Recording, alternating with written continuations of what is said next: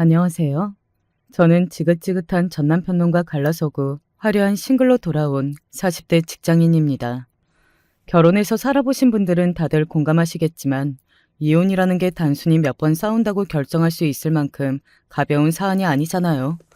아무리 결혼 생활 중에 갈등이 많았다고 하더라도 실제로 이혼까지 결심할 정도가 되기란 결코 쉽지 않은 일이죠.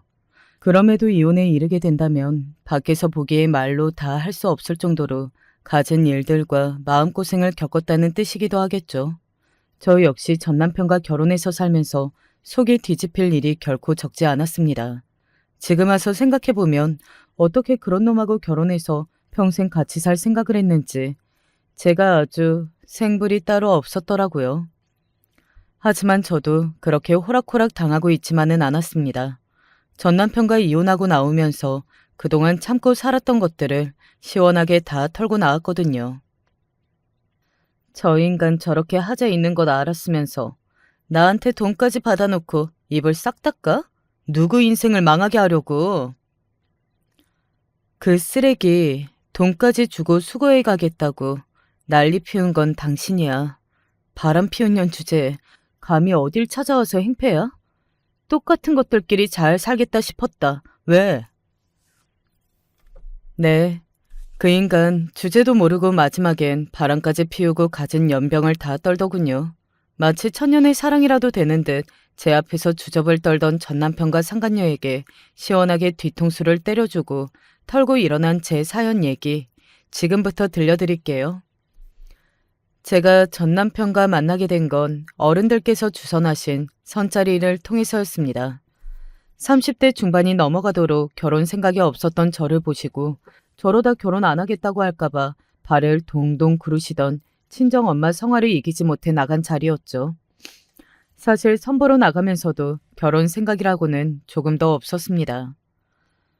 대학 졸업하고 힘든 취업 준비생 시절을 보내면서 원하는 회사에 가기 위해 고군분투했습니다.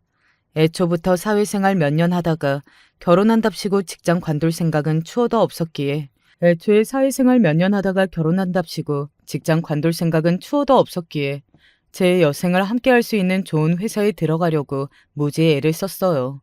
저희 부모님은 저랑은 생각이 많이 다른 분이셔서 딸이 적당히 나이 차면 시집가서 애 낳고 사는 걸 당연하게 생각하시는 분이셨습니다.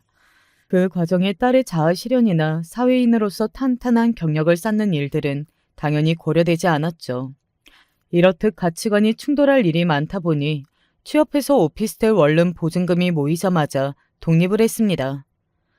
남들은 제가 다니는 공기업 이름만 대도 딸내미 좋은 직장 다녀 좋으시겠다며 칭찬을 해도 그런 칭찬 들을 때면 으쓱해 하시고는 여자가 직장 오래 다녀 좋을 거 없다는 말을 입에 달고 사시는 부모님이셨습니다. 저 취업한다고 그 고생을 할 때 격려의 말 한 번 제대로 해주신 적이 없으면서 제 노력을 가볍게 여기시는 부모님한테 감정이 좋기가 힘들었죠. 그래서 그동안 선보라는 얘기에도 들은 척도 하지 않았으나 본인들 딴에는 사익감으로 썩 마음에 드는 자리셨는지 이번에도 선자리 안 나가면 회사까지 쳐들어오겠다는 말에 마지못해 나간 자리였습니다. 애초에 원치도 않은 선자리에 질질 끌려 나간 셈이니 제 표정이 좋을 수가 없었겠죠. 기본적으로 인사치레만 하고 서둘러 나올 작정으로 나간 자리였는데 그 자리에 나온 전 남편은 그런 저를 보며 시종일관 싱글벙글했습니다. 받아들이기에 따라선 어찌되었든 선자리까지 나와서 똥 씹은 표정을 하고 있는 제가 무례하게 보일 수도 있는 일이었어요. 사실 상대방 측에서 비협조적으로 나온다고 해도 감수할 생각이었습니다. 하지만 그런 제 태도에도 아랑곳하지 않고 웃는 얼굴로 시종일관 친절하게 굴면서 어떻게든 분위기를 풀어보려는 그 사람을 보니 내가 여기까지 억지로 나온 게 저 사람 잘못도 아닌데 괜한 사람한테 화풀이를 했다 싶어 미안해졌습니다.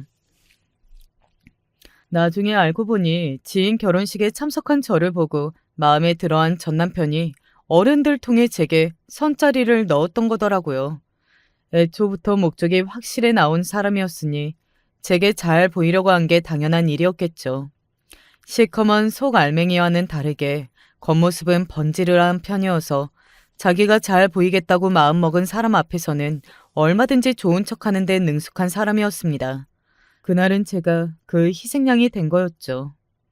그런 사실은 꿈에도 모른 채 약간의 호감과 죄책감을 남긴 그 자리는 이내 새로운 만남 약속으로 이어졌습니다. 결혼 생활 동안 치고받고 싸우던 것과는 별개로 연애할 때는 제게 지극정성이었던 사람이었기에 당초 제 예상과 다르게 만남은 계속해서 이어졌습니다. 일단 양가 어른들로부터 애초에 둘을 맺어주고 싶어 혈안이었으니 뜻밖에도 제가 계속해서 전 남편을 만나자 당장이라도 결혼시킬 것처럼 뛸 듯이 기뻐하는 친정 부모님이었습니다. 당시 전 남편은 캠핑 장비나 서핑 용품 등 레저 사업 관련 장비를 렌탈해주는 사업을 운영하고 있었어요. 성격 자체가 사람 좋아 보이고 변죽이 좋은 사람이어서 그런지 정적이고 조용한 취미생활을 주로 즐기던 저와는 다르게 주변에 지인들도 참 많았습니다. 저랑 데이트하면서도 지인들 연락이 끊이질 않았으니 처음부터 저랑 성향이 정반대인 사람이라는 건 알고 있었어요. 무엇보다 항상 태도에 자신감이 넘치던 사람이었습니다. 그 당시만 하더라도 사업도 잘 되는 편이었고 그러다 보니 주위에 호감을 가지고 다가오던 사람들도 많았을 터이니 아무래도 그랬겠죠. 저는 평생 직장 생활을 할 생각만 가지고 살아왔던지라 사업에 대해서는 아는 게 아무것도 없었습니다. 제가 모르는 분야의 능숙한 모습으로 자신감 넘치게 임하던 그 모습이 그때는 매력적으로 느껴졌어요. 그동안 연애를 안 해본 건 아니었지만 죄다 저와 비슷한 성향의 비슷한 환경의 사람들을 주로 만나왔기 때문에 전 남편이 더 특별하게 느껴졌었죠.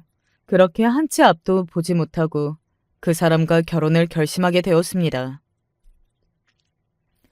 나 결혼한다고 집안에 들어앉는 일은 절대로 없을 거야. 나 지금 회사 들어가려고 정말 죽기 직전까지 노력했어. 결혼했다고 쉽게 관둘 수 있을 만큼 나한테 가벼운 일 절대 아니야. 이것만큼은 무슨 일이 있어도 양보 못하니까 당신도 확실히 알아뒀으면 좋겠어.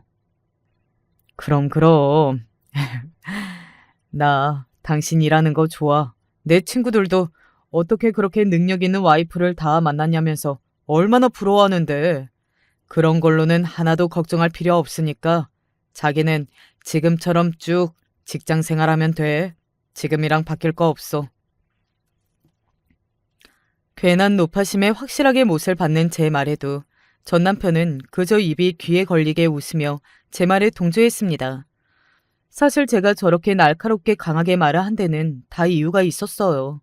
저희가 결혼했다고 의사를 밝히자마자 제 친정 부모님이 또다시 제 직장 문제를 걸고 넘어졌거든요. 너 지금 나이가 적은 것도 아니고 결혼하면 바로 아이부터 가져야 할 텐데 회사가 다 뭔 소리야. 자연 임신 안 되면 바로 시험관 해야 하는데 그게 직장 다니면서 할 수 있을 정도로 수월치가 않다더라. 결혼하면 회사 정리하고 바로 임신 준비부터 해. 내가 무슨 가축이야? 자연 임신을 하든 시험관을 하든 그건 내가 결정할 문제지. 나한테 무슨 손자 맡겨놨어? 너 그게 무슨 말버릇이야? 네 엄마 말 틀린 거 하나 없다. 여자가 직장 다녀봤자 뭐 얼마나 다닌다고. 어차피 애 생기면 집에 들어앉아 애 키울 생각을 해야지. 제발 입 좀 다물어요. 나 대학 갈 때도 여자애가 좋은 대학 나와 어디 쓰냐며 학비 한 푼 안 보내줘서 내내 고생하며 학비 벌어다니고 그 좋은 직장 취직할 때도 부모라고 뭐 하나 해준 거 없었으면서 내 인생에 하나 도움된 거 없으면서 무슨 자격으로 내 노력에 대해서 함부로 말해요? 내 직장 문제로 한 번만 더 입대면 그땐 나 정말 더는 엄마 아빠 얼굴 안 봐요. 딸 자식 결혼식장에 들어오지도 못하게 쫓겨나고 싶지 않으면 두 번 다시 그런 소리 꺼내지 마. 부모한테 저렇게 그렇다고 하느냐고 저를 매몰차다고 생각하실지도 모르겠어요. 하지만 저보다 못한 대학 다니면서도 부모님한테 학비는 물론이고 용돈까지 받아다니던 오빠와 저를 비교하면 제 입장에서는 저 정도는 양반이었습니다. 어차피 친정 부모님이라도 애틋한 마음 같은 건 남아있지도 않았습니다. 제가 벌어서 처음 독립해 나갈 때도 전 남편과의 결혼을 결심했을 때도 사실상 저한테는 저 두 분으로부터의 탈출이나 다름없었습니다. 그만큼 제가 심리적으로 많이 몰려있기도 했고요. 만약 다른 사람들처럼 자식의 결정에 아낌없이 지원을 쏟아주시는 자상한 부모님 밑에서 자랐더라면 저런 반도피성 결혼을 선택했을까 싶어 이혼 후에도 친정 부모님에게는 원망스러운 마음이 들었습니다. 하지만 이렇게 태어나는 게 제 운명이라면 이제와 일어난 일들을 돌이킬 수는 없고 뭐 어쩌겠어요. 어찌되었든 이런 크고 작은 잡음을 겪으면서 저희는 결혼을 하게 되었습니다. 처음에는 신혼집을 전 남편이 해왔습니다. 한창 사업이 잘 되던 때여서 자금 여유가 좀 있기도 했고 평소에도 워낙 과시하는 걸 즐기는 사람이기도 했어요. 결혼할 때 신혼집만큼 신부에게 떵떵거릴 수 있는 게 없잖아요. 신혼집은 제가 당초에 예상하지 못한 생각지도 못할 정도로 평수가 큰 서울 도심의 아파트였습니다. 아무리 사업이 잘 된다고 해봤자 아직 그 사람은 개인 사업자였어요.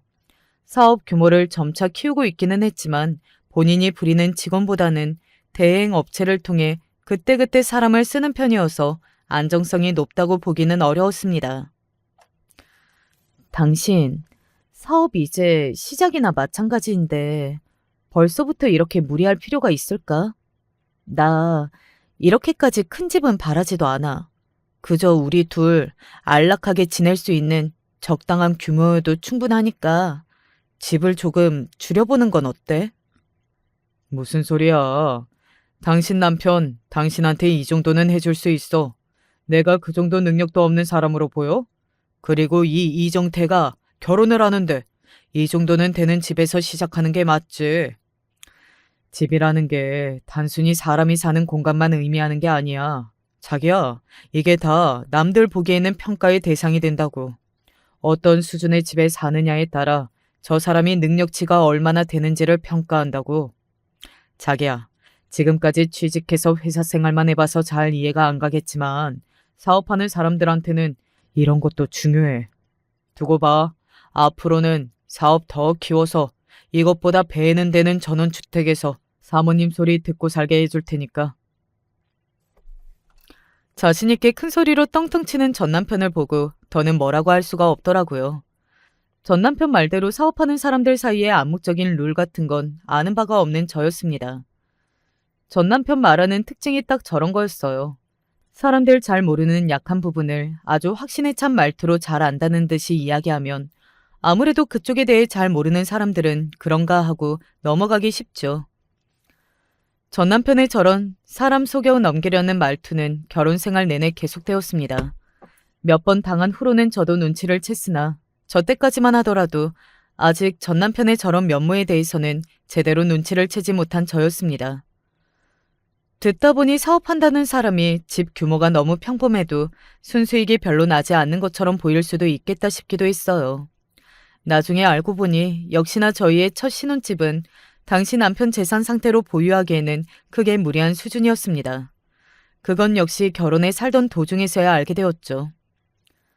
속사정이 어떻든 간에 곧 시집갈 딸자식 신혼집이 떡 벌어진 대궐 같은 꼴을 보니 친정 부모님 입장에서는 좋아서 입이 귀에 걸릴 지경이었죠. 처음 집 구경을 시켜드리는 날 놀라서 입이 떡 벌어진 부모님께서 이내 제게 생색을 내기 시작했습니다. 어쨌든 저 대단한 신혼집 해온 사위가 본인들이 주선한 선자리로 만나게 된 사람이 아닙니까? 거봐라. 엄마 말 들어 나쁠 게 하나 없는 거야. 나 아니었으면 네가 언감생심 저런 좋은 남편감을 또 어디서 만나니? 그런 엄마한테 고마워할 줄은 모르고.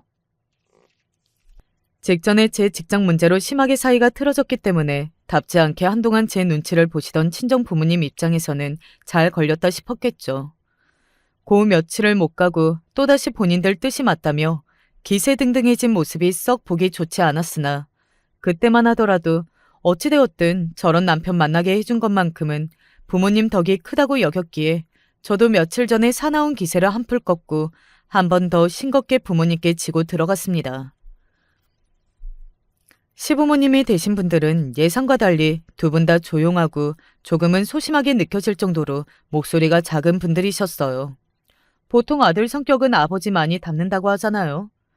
처음 뵙기 전까지만 하더라도 전 남편의 자신감 넘치는 성격이 시아버지를 닮은 것이 아닐까 막연하게 생각했는데 막상 만나 뵌 시부모님 두 분 다 본인 아들과는 성격이 너무 달라 뜻밖이라고 생각했습니다.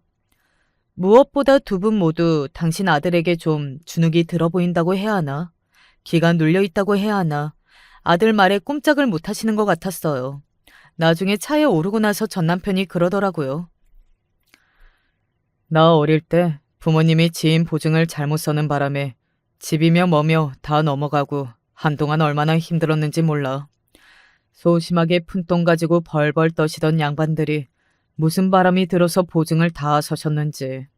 하나 있는 아들 고생이란 고생은 다 시키고 내 앞에서 할 말이 없으실 만도 하지. 그래도 남자가 됐으면 좀 대범하게 사업이라도 하던가 상황을 반전시킬 만한 노력이라도 해봐야 하는데 평생 남 밑에서 푼돈 벌면서 기 한 번 못 펴고 내가 잘된 덕엔 본인들도 고생해서 좀 벗어나셨으니 아무래도 내 말이라면 별 말씀 못 하시지.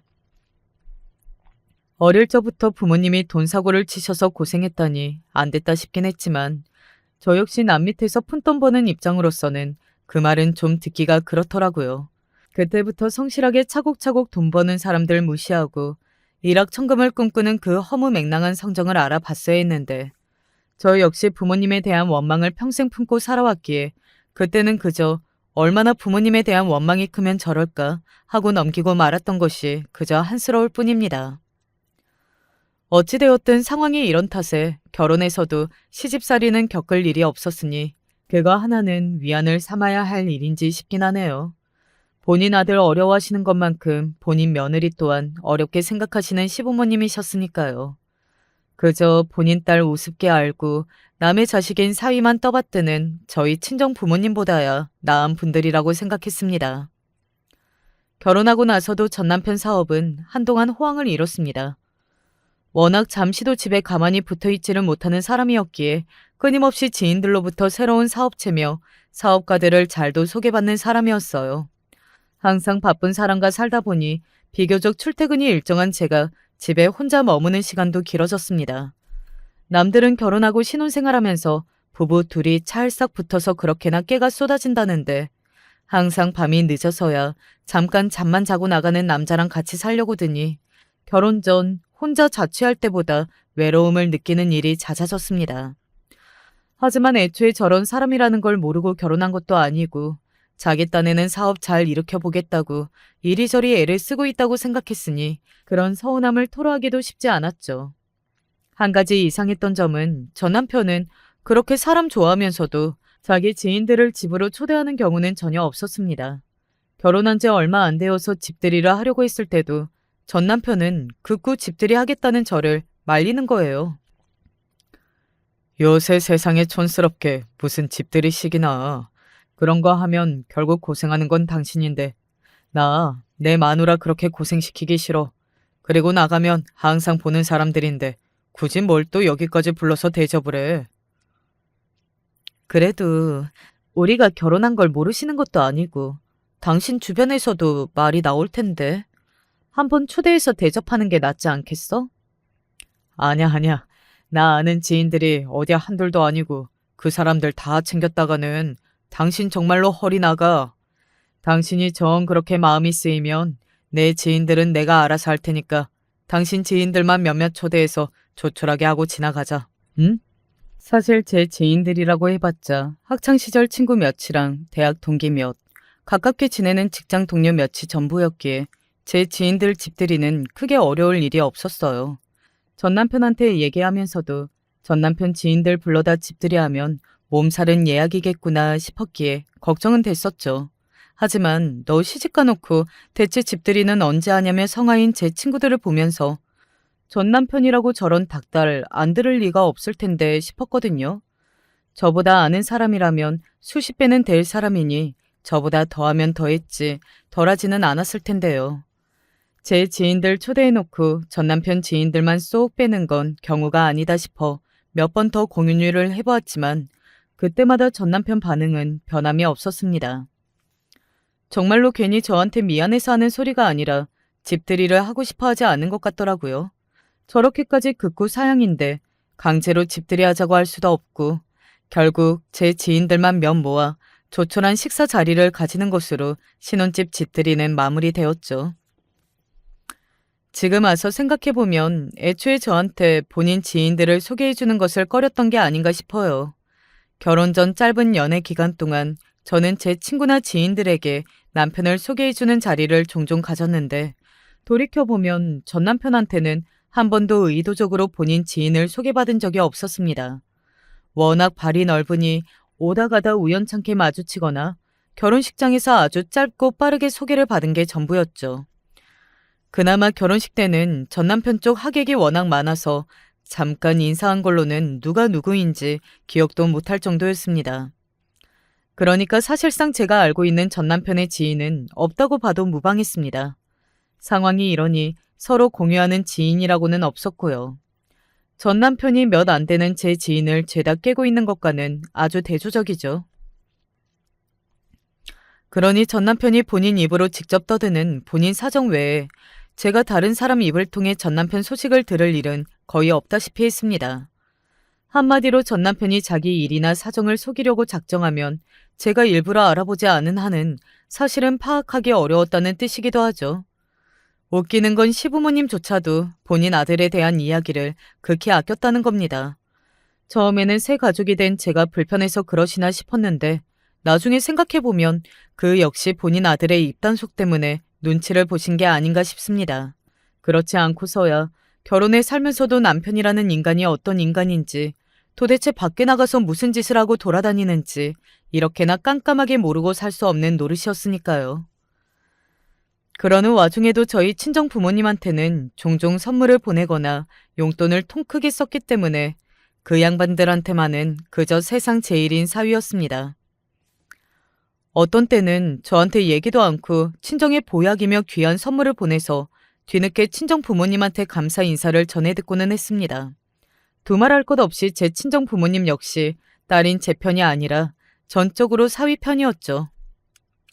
예, 너 진짜 너희 신랑한테 잘해야 한다. 세상에 그런 남편이 어디 있니? 내가 자식 복은 없어도 사위 복은 있는 모양이다. 너도 얼른 떡두꺼비 같은 아들 안겨줘서 네 남편한테 보답할 생각을 해야지. 말 한마디를 해도 어쩜 저렇게 징그럽게 하는지. 제가 제 부모님 싫어하는 거 뻔히 알면서 뭐 한다고 저 사람한테 저렇게까지 돈을 쓰나 싶을 지경이었습니다. 그래도 사위가 돼서 장인 장모한테 잘하는 게 다 아내인 저 생각해서 저러는 거라는 생각하니 그때는 고마운 마음도 들었습니다. 그건 역시 길게 보고 그 교활한 인간이 밑밥을 뿌리는 거라고는 상상조차 못하고 말이죠. 친정 부모님의 징글징글한 바람과는 다르게 결혼하고 몇 년이 흐르도록 아이는 들어서지 않았습니다. 애초에 여유롭게 얼굴 볼 시간이 넉넉치 않았던 바쁜 전 남편이었으니 그게 그리 놀라운 일은 아니었습니다. 이상하게 결혼 후에 결혼 전보다 더 혼자 남겨지는 시간이 많은 것 같다는 생각은 그저 제 착각이 아니었어요. 결혼 전에는 그 바쁜 와중에도 어떻게든 제 얼굴 한번 더 보겠다고 시간을 빼서 매일 저를 찾아오던 사람이 결혼 후에는 제 집에 얌전히 머물고 있는 사람한테도 시간을 더 안 썼으니 당연한 일 아니겠습니까? 이혼 후에야 알게 된 사실이었으나 그때 그 외로운 마음이 쌓여 우울증이 되었다는 건 나중에 정신과 상담을 통해 알게 되었습니다. 그나마 다행인 건 징그럽게도 손자 타령을 하며 보채던 친정 부모님과는 달리 시댁에서는 아이에 관해 일절 말이 없었다는 겁니다. 그건 역시 며느리인 제 입장에서는 무언의 압박처럼 느껴지기도 해서 신경이 전혀 쓰이지 않는 것은 아니었지만 그래도 대놓고 뭐라고 하는 것보다는 훨씬 나으니까요. 전 남편 역시 그런 쪽으로 저에게 압박한 적이 없고요. 결혼할 때의 약속과 같이 제가 회사 계속 다니는 것에 대해서만큼은 일절 손을 대지 않은 사람이었습니다. 생각보다 외로운 결혼 생활이었음에도 애초에 그 약속만큼은 끝까지 지켜준다는 점에서 그래도 내가 믿을 만한 사람과 결혼했다는 생각이었죠. 생각해보니 전 남편 사업이 삐걱거리기 시작했던 시점 역시 그 무렵이 아닌가 싶어요. 늘 바쁘긴 했어도 항상 활기차던 그 사람 얼굴에 그늘이 드리워지기 시작했습니다. 술을 워낙 좋아해서 만취해서 들어올 때가 많았지만 술버릇이 나쁘거나 한 사람은 아니었기에 늘 기분 좋게 거나하게 취한 모습이었죠. 술을 마시고 어두운 표정을 하며 집에 들어온 적이 없었던 사람이었기 때문에 밖에서 무슨 일이 있어도 단단히 있었다는 걸 쉽게 눈치챌 수 있었습니다. 여보, 요즘 밖에서 무슨 일 있어? 당신 요즘 많이 힘든 것 같아. 일은 무슨, 아무 일도 없어. 당신은 바깥 일은 신경 쓸 거 하나도 없으니까 괜한 걱정할 필요 없어. 숙취로 골골대는 전남편에게 꿀물을 타다 주며 걱정스레 묻는 말에도 전남편에게 돌아오는 말은 항상 같았습니다. 제 딴에는 걱정해서 한 말이었는데 아무래도 저 걱정 안 시키려고 한 말이었다지만 부부로 살 맞대고 살면서 자기 일 신경 쓰지 말라는 말만 반복하는 그 사람한테 서운한 마음이 안 들 수가 없었어요. 하지만 그 사람이 얘기해 준다 한들 사업에 도움 될 만한 사람도 아닌 제가 할 수 있는 일도 없었겠죠. 그렇게 생각하니 제 존재가 그 사람한테 도움이 안 되는 것 같아 괜히 더 우울해졌습니다. 여전히 전 남편 상황이 어떤지는 저로서는 오리무중이었습니다. 그래서 갑작스럽게 집안에 차 앞 빨간 딱지가 붙게 된 날은 정말로 기절 초풍할 뻔했습니다. 그 사람 표정이 저리 안 좋으니 사업에 뭔가 문제가 생겼나 하는 생각을 안 해본 건 아니었으나 그렇다고 이렇게까지 상황이 안 좋을 거라고는 상상도 못했거든요. 늘 집에 혼자 있을 때가 많은 저였으니 구두발로 제 집안을 밟고 휘젓고 다니는 장정들이 들이닥쳤을 때도 저는 그 꼴을 혼자 감당해야 했어요. 도대체 지금 저희 집에서 뭐 하시는 거예요? 뭔가 착오가 있었을 거예요. 여기 서류 보시면 아시겠지만 저희는 절차대로 집행하는 것뿐이에요. 남편분에게 말씀 못 들으셨어요?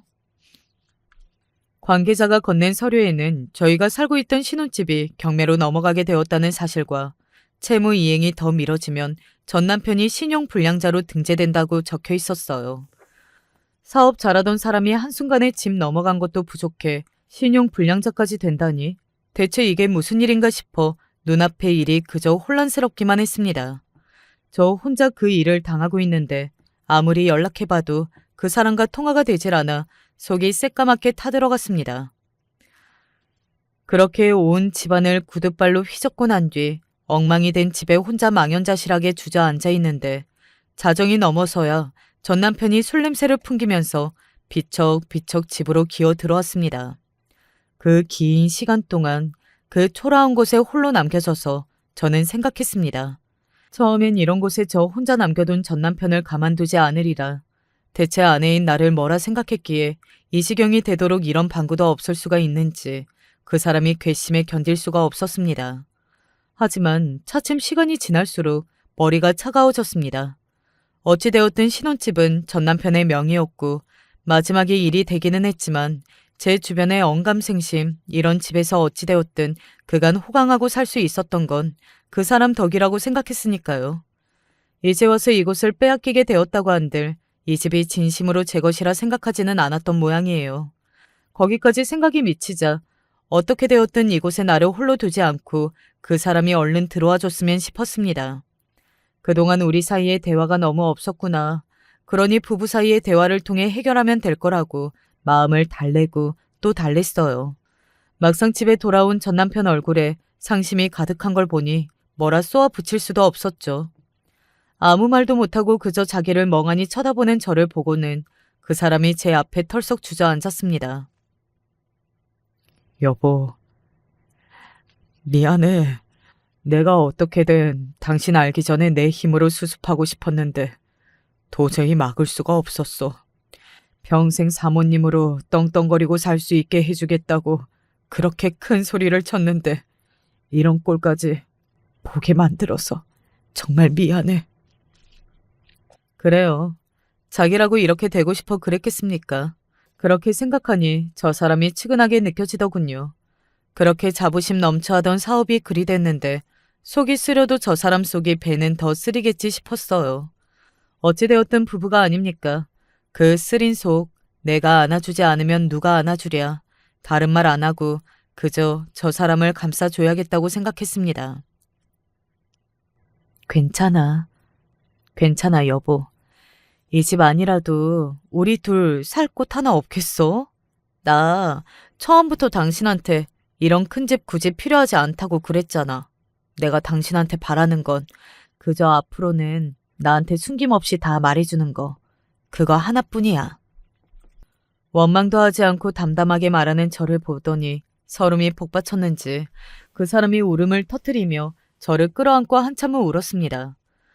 그렇게 저희는 저희 신혼생활을 보냈던 화려한 신혼집에서 떠나게 되었죠. 결혼하고 제가 번 돈은 쓰지 않고 버는 족족 차곡차곡 다 모아두었기 때문에 신혼집처럼 으리으리한 곳은 아니라 하더라도 평범한 가정집 전세 정도는 제 힘으로도 충분히 해결할 수 있었어요. 하지만 그렇다고 당장 전셋집에 다음날 입주할 수는 없었으니 당분간 시댁에서 신세를 지게 되었습니다. 오밤중에 갑자기 들이닥친 아들 부부를 보고 시부모님들은 놀란 기색이셨으나 묻지도 않고 방 한 칸을 내어주셨어요.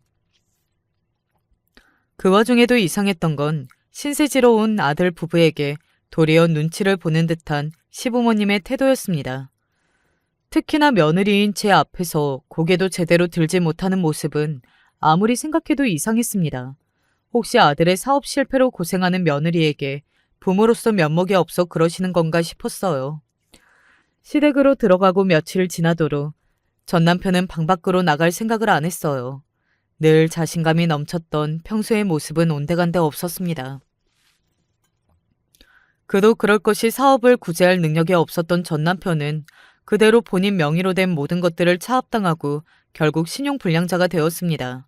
저희 신혼집은 끝내 경매로 넘어가게 되었고요.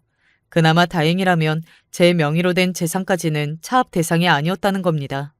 의도한 것은 아니었으나 전 남편의 씀씀이가 워낙 큰 탓에 결혼하고도 전 남편은 제게 생활비 한 푼 못 내게 만들었고 저희가 결혼하면서 쓴 거의 모든 것들은 전 남편 수입에서 나온 거였어요. 그러다 보니 결혼하고도 저희 부부 재산이 섞일 일이 없었다는 탓에 출처가 분명한 전 남편의 재산만이 차압 대상이 된 거였죠. 제 수입이 안정적이었다는 것 또한 다행스러운 일이었습니다. 물론 예전 집에서 살 때와는 될 것도 아니었지만 아껴 쓰며 지내던 저희 두 사람 생활하는 데 곤란할 정도는 아니었습니다. 비록 가진 것은 모두 잃고 제 아내에게 의지하게 된 전 남편의 생각은 다른 것 같았지만요. 급하게 구해진 전셋집으로 이사 나가던 날 평소와는 달리 제 두 손을 꼭 잡고 시어머니가 말씀하셨습니다. 아가, 너한텐 늘 미안한 마음뿐이다. 정말 미안하다, 아가. 그 사람이 망하고 싶어 망한 것도 아니고 저희 친정 부모님 하시는 걸 비교하면 저한테 사과할 일이라고는 없으실 분이 저렇게까지 머리를 조아리시는 걸 보니 마음이 좋지 않았습니다. 그렇게 저희는 원래 살던 집과는 비교도 안 되게 작은 집에서 다시금 둘만의 생활을 시작하게 됐어요. 전 남편의 사업이 망했다는 것보다 전에 본 적 없이 의기소침한 그 사람 모습이 더 걱정스러웠습니다. 물론 사업 잘 돼서 돈 잘 벌면 좋죠. 하지만 사람이 먼저인 거 아니겠습니까? 그리고 사업 때문에 정말로 집안이 풍비박산이 난 사람들과 비교하자면 저희 사정은 그리 나쁜 편도 아니었습니다. 머물 거처가 있었고 제가 꼬박꼬박 월급도 타왔으니까요. 비록 그 사람은 신용불량자가 되었으나 아직 저희 둘 나이도 젊었으니 서로 합심하면 얼마든지 다시 일어설 수 있다고 생각했어요. 하지만 모든 의욕을 상실한 그 사람이 좀처럼 회복하지 못하자 슬슬 걱정되기 시작했습니다. 여보, 난 이 집에서 사는 거 그렇게 나쁘지 않아. 덕분에 당신이랑 이렇게 딱 붙어 있을 수도 있고 얼굴도 더 자주 보고. 그러니까 당신도 너무 상심하고만 있지 않았으면 좋겠어. 나 부자 되는 것까진 바라지도 않아. 그저 예전처럼 당신 웃는 얼굴 보면서 살고 싶다는 마음뿐이야. 그래서 말인데 취업까지는 바라지도 않으니까 몇 시간이나마 파트타임으로 일할 수 있는 자리라도 한번 알아보면 어떨까? 집에만 있는 것보다는 조금씩이라도 바깥 생활 시작하다 보면 당신도 환기가 좀 될 것 같은데. 내가 그래도 내 사업하던 사람인데 남 밑에서 일하는 것도 모자라 취업도 아니고 알바나 하라는 거야? 그런 푼돈 벌자고 내 자존심까지 다 내팽개치면서 밑바닥으로 떨어지는 거 실감이라도 하라고? 그리고 이 집이 마음에 든다고? 당신 마음에도 없는 소리 하지 마. 어떻게 이 좁아터진 집구석이랑 우리 집을 비교할 수가 있어? 여보, 그렇게 말하지 마. 우리가 워낙 첫 집을 거하게 시작해서 그렇지. 다들 이렇게 시작해. 그리고 알바가 왜 밑바닥이야? 나도 학비 벌면서 지겹도록 알바했어. 여보, 당신은 큰돈 만지던 사람이니까 이런 일이 대수롭지 않고 하찮게 여겨지겠지만 다들 이렇게 작지만 성실하게 일하면서 차곡차곡 모아 집도 사고 자식도 키우면서 그렇게들 살아. 내가 그렇게 살아보니 그런 것도 나쁘지 않더라. 더군다나 우리 혼자도 아니고 둘이 같이 있잖아. 우리 아직 젊은데 뭔들 못하겠어. 우리 같이 힘내보자, 여보. 자존심이 심하게 다친 탓인지 그럴 의도가 없었음에도 제 말을 곡해하고 발끈하던 그 사람이 차근차근 설명하는 제 말에 말이 없어졌습니다. 그땐 그게 제 뜻을 이해하고 둘이 잘 살아보자고 현실을 받아들이는 건 줄 알았습니다. 그리고 며칠간 전 남편이 밖으로 나가 이것저것 하는 것 같아 내심 다행이라고 생각했어요. 돈 한 푼 더 벌고 안 벌고가 중요한 게 아니라 그 사람이 다시금 의욕을 되찾은 줄 알았으니까요. 신혼집을 나와서 새 전셋집을 구하고 이사를 하고 바쁘게 지내면서 정리하지 못했던 잔고를 오랜만에 정리하자 마음먹고 적금 통장을 찾는데 아무리 찾아도 통장이 보이지 않았습니다. 지금 지내는 전셋집 잔금 치르고 남은 돈이 3천만 원 정도 되더라고요. 어차피 생활비는 달마다 나오는 제 월급으로 충당이 가능할 테니 앞으로 어떤 일이 있을지도 모르는데 저 돈은 묶어두자 싶었습니다. 그렇게 묶어둔 적금 통장이 사라진 거였습니다. 통장에 발이 달린 것도 아닌데 참 귀신이 고칼 노릇이다 싶었습니다. 하지만 종이 통장 없다고 잔고 못 보는 시대도 아니고 인터넷 뱅킹으로 계좌를 확인하려고 열어봤더니 아예 제 적금 통장이 없는 계좌로 뜨는 거예요. 처음 통장을 찾을 때도 당황하지 않았는데 그때는 당황해서 제대로 된 사고가 안 되더라고요.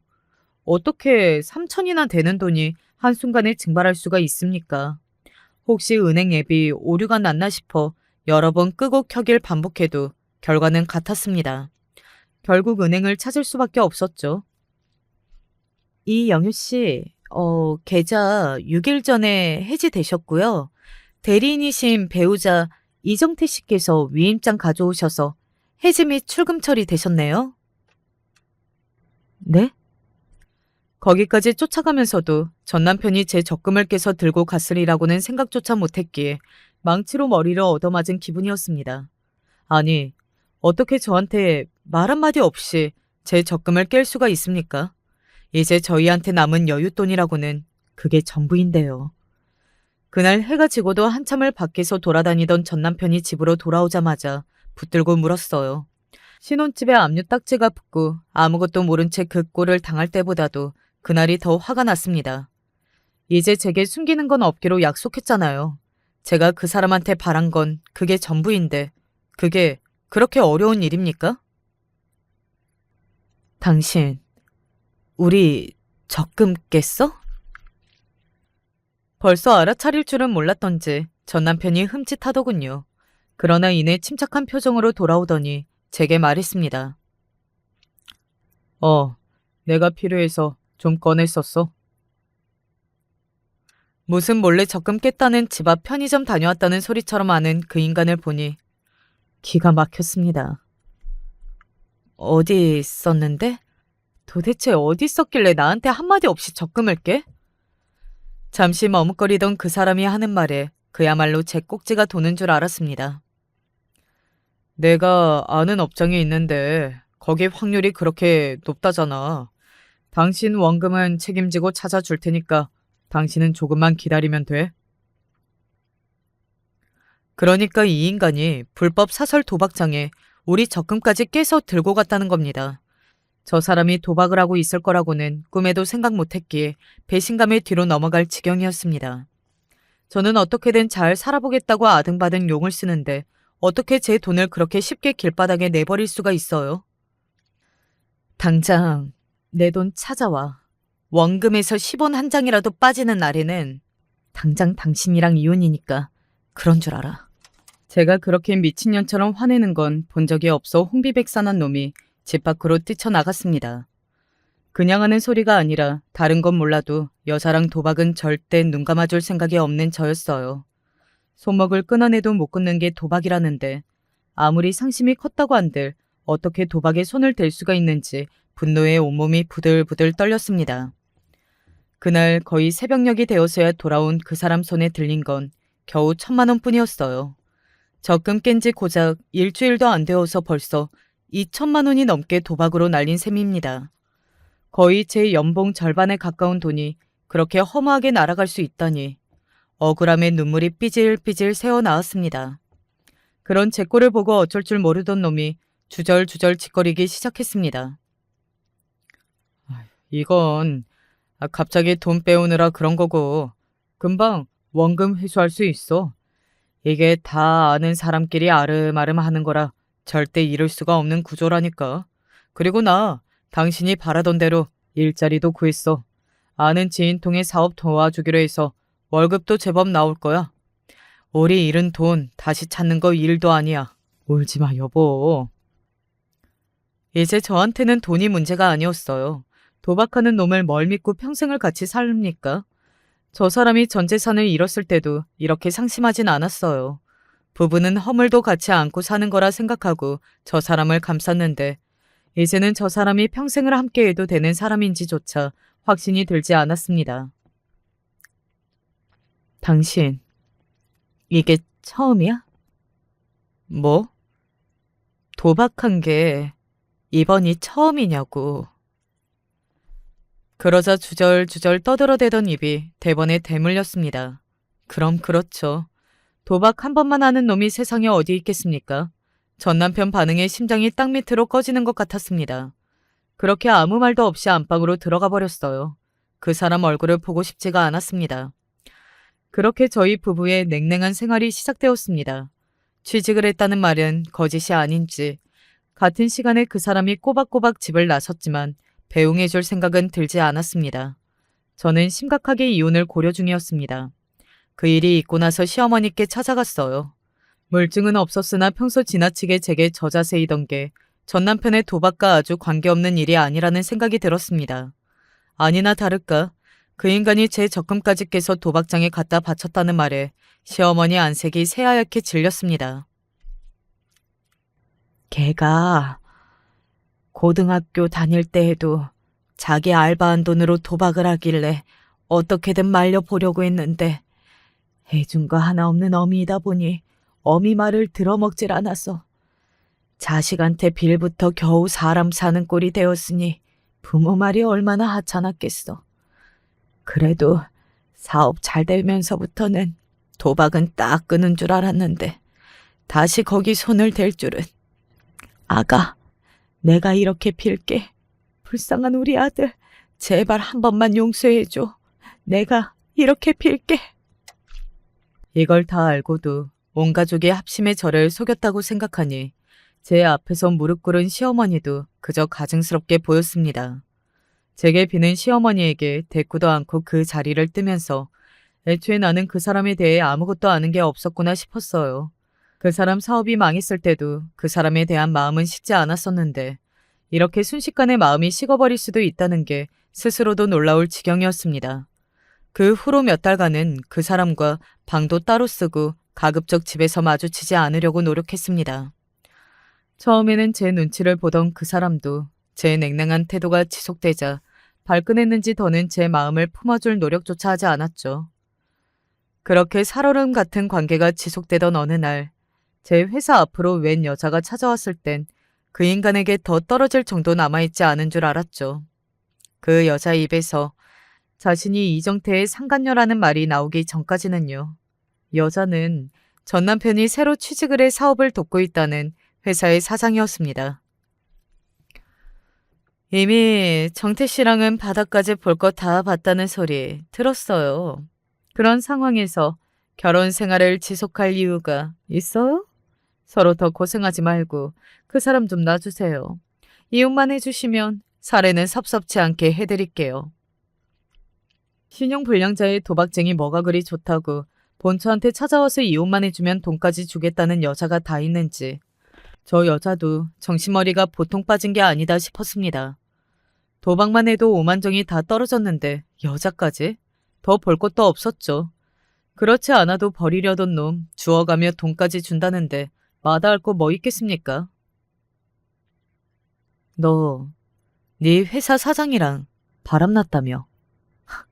참, 제주도 좋다. 불륜 소식에도 화는커녕 냉소를 짓는 저를 보며 놈이 제 눈도 마주치지 못했습니다. 내 딴에는 다시 잘해보겠다고 그런 걸 몇 푼 좀 날렸다고 그렇게 사람을 괄시하고 당신도 나랑 그만 살고 싶은 거 아니었어?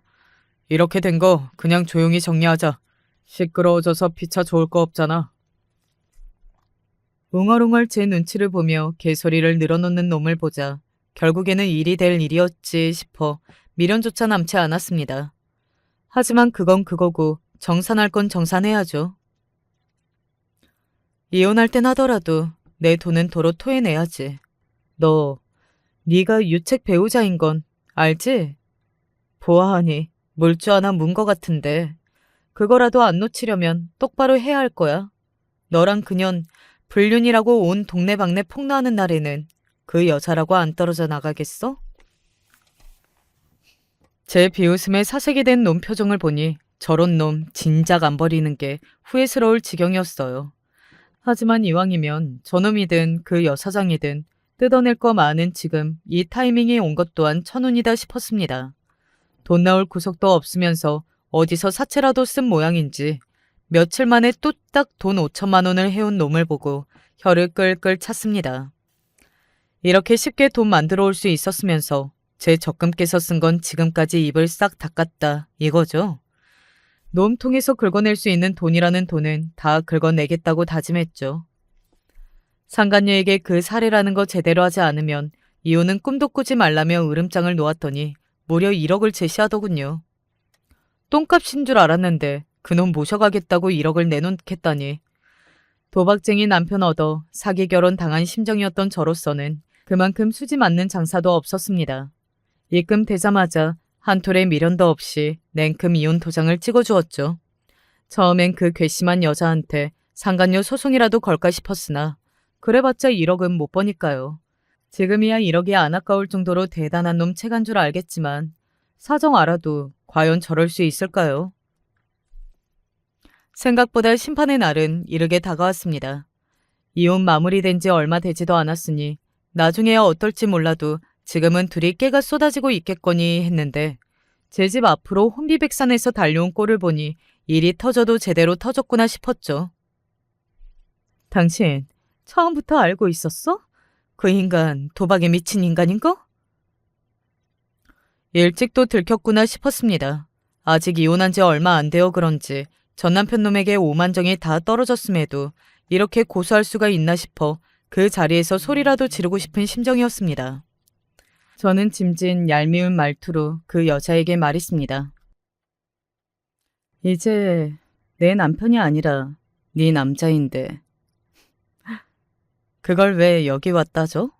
나는 뭐 대단한 사랑이라도 되는 줄 알았더니 그것도 도박 앞에선 별거 없나 봐. 지금 그 미친놈 때문에 내 회사가 얼마나 쑥대밭인 줄 알아? 그 정신 나간 놈이 회사 공금까지 횡령해서 도박을 했어. 벌써 날린 돈이 수십억이라고. 마치 제가 자기 돈 떼먹은 인간이라도 되는 양 고래고래 소리를 지르는 여자를 보니 저도 발끈하더라고요. 감히 어디서 뺨 맞고 와서 엄한 사람을 잡습니까? 그래서 뭐 어쩌라고. 그러길래 누가 불륜하래? 이 더러운 년이. 감히 조강지처 앞에 두고 더러운 상간녀 주제에 어디서 천박하게 목소리를 높여? 그럼 마누라 놔두고 다니는 회사 여사장이랑 놀아나는 놈이 뭐 멀쩡한 놈인 줄 알았니? 그런 놈 주워가겠다고 돈까지 뿌린 건 너야. 이 멍청아. 기세등등해서 소리치는 저를 보고 지나가던 주민들이 슬금슬금 모여들었습니다. 그래도 창피한 건 알았는지 사람들 시선이 따가워지자 수치심에 그 여자 얼굴이 타들어갈 듯 빨개졌어요. 그러길래 어딜 감히 여기 와서 난동을 피웁니까 피우길. 내가 여자 혼자 몸으로 이 회사 여기까지 키운다고 무슨 고생을 했는데. 지금까지 남자 하나 제대로 못 만나서 죽어라고 일만 했는데 어떻게 그놈이 내가 지금껏 쌓아 올린 걸 한순간에 무너뜨릴 수가 있어? 저보다도 남자 보는 눈이 더 발바닥에 달린 인간이 다 있네요. 그래봤자 제 알바는 아니지만요. 여기서 저래봤자 자기 망신밖에 더 됩니까? 길바닥에 퍼질러 앉아 대성통곡을 하든지 말든지 여자를 내버려두고 집으로 들어와 버렸습니다. 전 남편 놈이 상간녀 회사 기둥을 어지간히 뽑아 먹은 모양인지 회사 운영이 어려울 정도로 휘청거렸다고 들었습니다. 도박은 반신불수가 돼도 못 끊는다는 게 참말인가 봐요. 어떻게 그렇게 강 크게 남의 돈 빼먹어서 거액의 도박을 할 수 있는 건지 저로서는 이해가 안 되지만 덕분에 저한테는 사이다도 그런 사이다가 없었죠. 그 정도로 도박을 주체를 못하는데 저랑 살면서 어떻게 제 적금 빼먹기 전까지 그걸 감쪽같이 숨길 수가 있었는지 참 대단하다 싶었습니다. 아무래도 그래서 그렇게 죽어라 제 지인들에게 저를 감춘 거겠죠. 그 잘난 지인들, 그놈 그 꼴 되고 난 뒤로 누구 하나 도와주는 놈이 없었다니 구린짓거리하며 만든 인맥들이라는 게 결국 그런 거겠죠. 상간녀라고 그 지경이 되었는데도 남자한테 눈먼 반편이는 아니었던 모양인지 놈을 횡령죄로 고발했더라고요. 신용불량자의 재산이라고는 한푼 없는 놈이 남의 돈까지 도박으로 다 날려먹었는데 갚을 능력이 있을 리 만무했습니다. 결국 실형을 살게 되었다는 게 마지막으로 들은 전남편 소식입니다. 그나마 그 안에서 도박은 못할 테니 놈한텐 그게 더 다행이려나요? 이혼하고 나서 친정과는 연을 끊었습니다. 그런 놈하고 이혼을 했는데도 자기들 인생에 이혼이라고는 없다며 길길이 날뛰길래 그럼 그냥 자식 하나 없는 셈 치라 했습니다. 원래도 제 인생에 도움될 거 하나 없는 인사들이었는데 하나 있는 딸 자식한테 그런 놈을 찍어 붙여놓고 미안한 줄 모르는 사람들 품고 갈 이유가 없죠. 보기 싫은 인간들 싹 다 안 보고 사니 이렇게 마음이 편하고 후련할 수가 없습니다. 정말이지 그놈 아니었으면 평생 겪을 일 없는 오만 지저분한 꼴 다 보며 이혼에 이르게 되었네요. 하지만 이혼하고 하나같이 호되게 업보 치른 것을 보면 저런 것들과 더는 얽힐 일 없게 깔끔하게 정리한 건 정말이지 잘한 일이라 자신합니다. 타이밍 좋게 웬 눈먼 어리석은 여자까지 끼어들어줘서 제 위자료까지 만들어줬다니 뭐 운이 좋다면 좋다고 해야 할까요? 제 이혼 이야기는 여기까지입니다. 말도 많고 탈도 많았던 제 인생사 귀 기울여서 들어주셔서 정말 감사합니다. 저는 올해로 70이 되어가는 할머니입니다.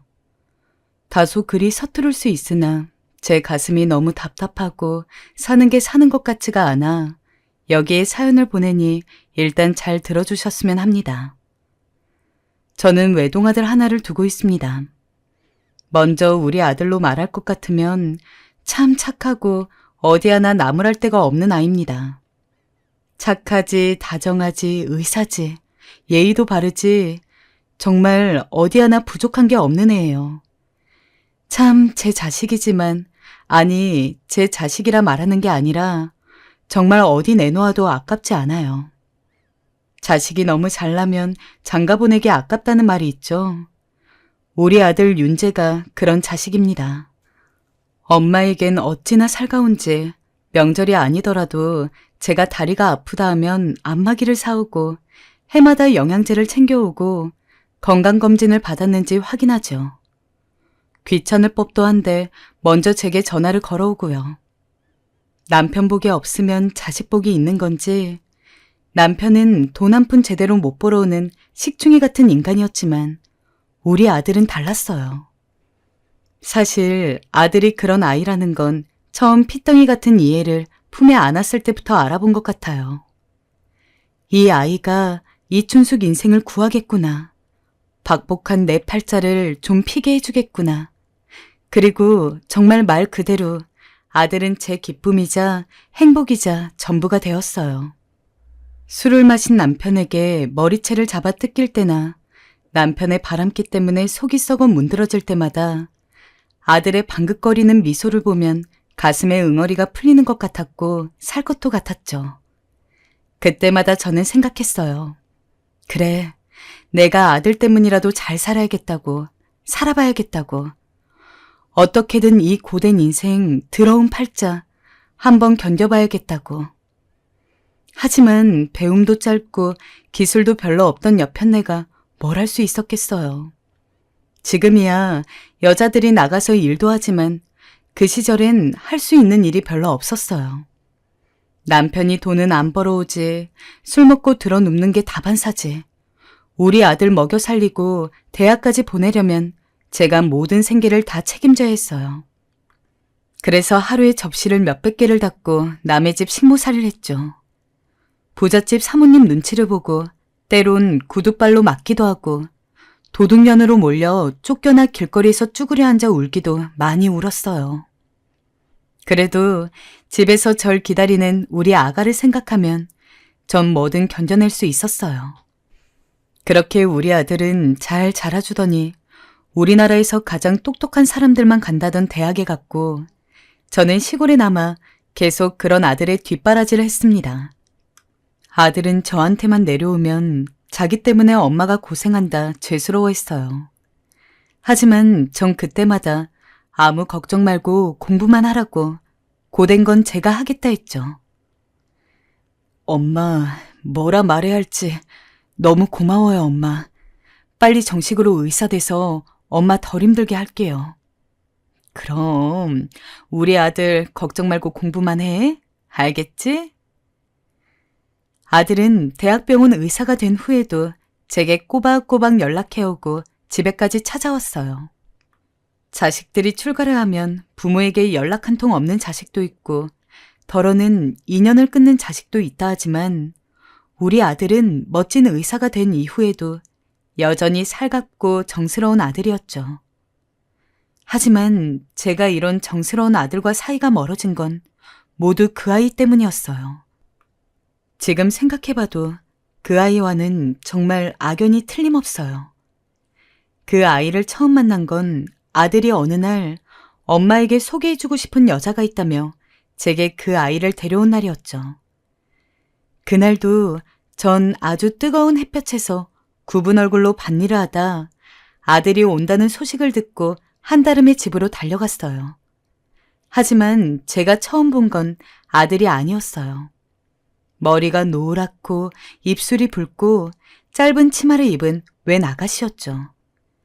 한 달이 건너면 다 아는 동네에서 그런 아가씨를 본 적이 없었기에 전 의아했어요. 대체 누굴까? 서울 사람인가? 하지만 서울 사람이라고 하기에도 좀 뭐랄까? 너무나 교양 없는 여자 같았어요. 우리 아들이 저런 여자만 안 만나면 될 텐데 하고 저는 속으로 생각했죠. 그런데 글쎄 아들이 엄마 하고 저를 부르더니 제게 그 아이가 바로 자기의 애인이라며 결혼할 여자라고 하는 거예요. 전 말 그대로 경악을 했어요. 어째서 저런 여자를 데려온 걸까? 아들을 붙들고 묻고 싶은 심정이었죠. 하지만 아들은 웃으며 그 아이의 손을 잡았고 저는 어쩔 수 없이 그 아이를 집에 들여야 했습니다. 그 아이는 앉자마자 집안을 훑어보더니 싱긋 웃었어요. 그런데 웃는 것도 꼭 여우같이 웃더군요. 그래, 윤재랑은 어떻게 만났니? 소개로 만났어요. 소개? 제 친구요. 아, 그러니까 오빠의 친구가 제 친구였어요. 또 그 아이의 대답은 참 짧고 뭐랄까 가벼웠어요. 어른을 대해본 티가 전혀 나지 않았죠. 말을 하면 할수록 전 점점 그 아이가 마음에 안 들었어요. 그런데 결정적으로 마음에 안 드는 답변이 나오기 시작했어요. 그렇구나. 대학은 나왔고? 아, 저는 고졸이에요. 고졸이라는 말에 저는 눈이 살짝 뒤집혔습니다. 고졸이라니. 그 아이의 센 노란 머리와 찢어진 청바지가 다시금 눈에 들어왔어요.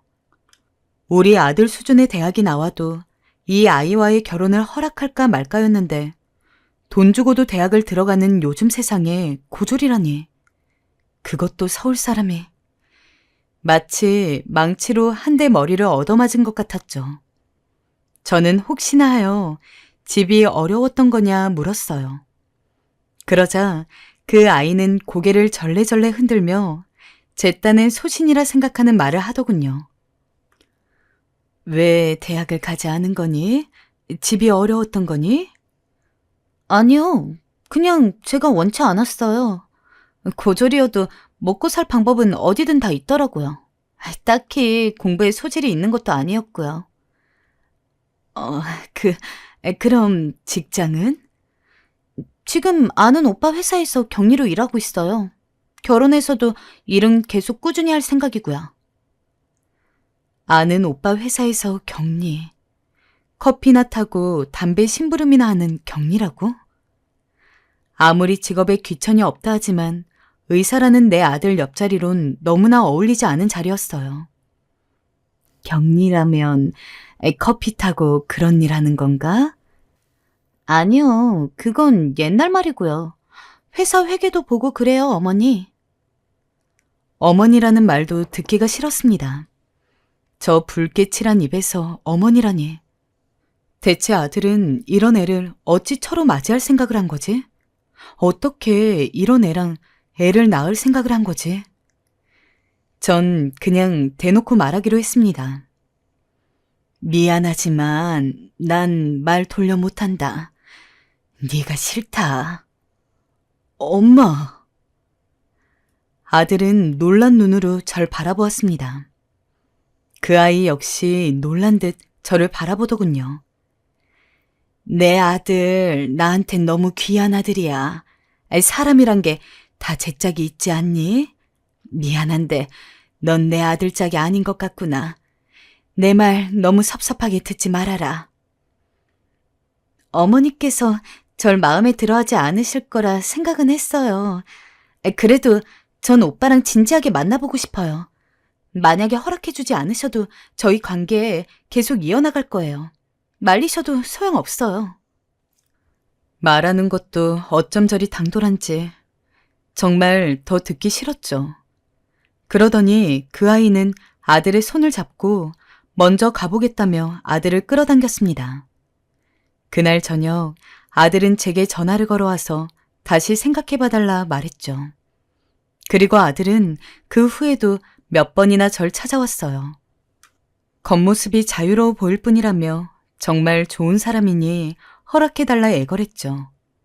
하지만 전 그 아이가 분명 아들의 돈과 직업만 보고 달려든 거라 생각했기에 절대 허락하지 않았죠. 그러나 하늘도 무심하시지. 어느 날 제가 아들의 결혼을 허락할 수밖에 없는 일이 생겨버렸어요. 지금 생각해도 피가 거꾸로 솟구치네요. 바로 그 아이가 임신했다는 거였어요.